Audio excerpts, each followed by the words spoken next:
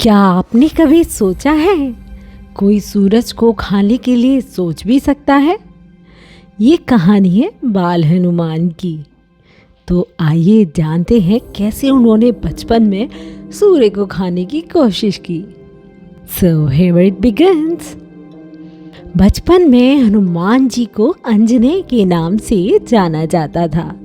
वे माता अंजना और वायुदेव के पुत्र हैं, इसलिए जन्म से ही उनके पास दिव्य शक्तियाँ थीं। एक सुबह जब वे सोकर उठे तो उन्हें बहुत तेज भूख लगी थी। अचानक उनकी नज़र आसमान में क्षितिज पर चमकते हुए सूरज पर पड़ी। अपनी बाल बुद्धि के कारण उन्हें लगा कि कोई बड़ा गोल और रसीला लाल आम है। भूख शांत करने के लिए हनुमान जी ने आसमान की ओर छलांग लगा दी। वायुपुत्र होने के कारण उनकी गति बहुत तेज थी, अत्यंत तीव्र।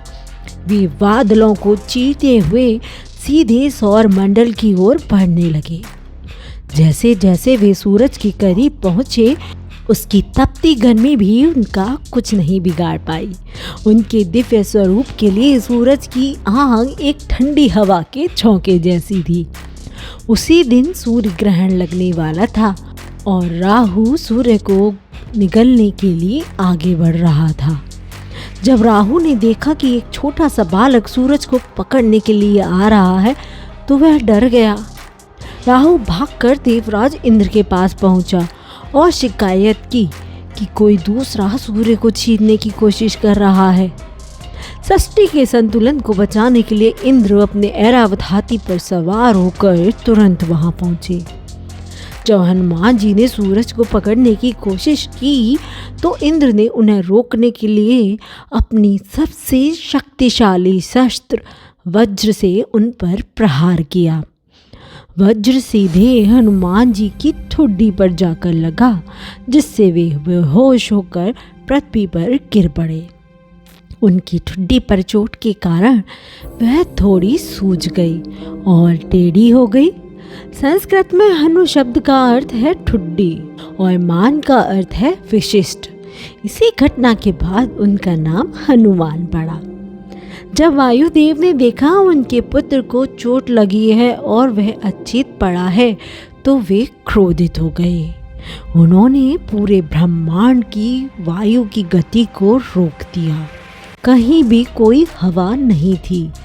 जब सभी जीव सांस लेने के लिए तड़पने लगे तो ब्रह्मा जी सहित सभी देवता हनुमान जी के पास आए। उन्होंने वायु देवता से क्षमा मांगी और बाल हनुमान को अनेक वरदान दिए। कोई शस्त्र उन्हें हानि नहीं पहुंचा सकेगा। वे अमर रहेंगे, बल, बुद्धि और भक्ति से भरपूर होंगे। हनुमान धीरे धीरे उठे, मुस्कुराए और अपने माता पिता को प्रणाम किया। यही बाल हनुमान बड़े होकर भगवान राम के सबसे प्रिय भक्त बने। जब शक्ति के साथ भक्ति और संस्कार हो तो वह शक्ति वरदान बन जाती है। अगर आपको कहानी पसंद आती है तो प्लीज़ कमेंट में जय हनुमान लिखना ना भूलें और अपने बच्चों को भी यह कहानी जरूर सुनाएं। Bye bye.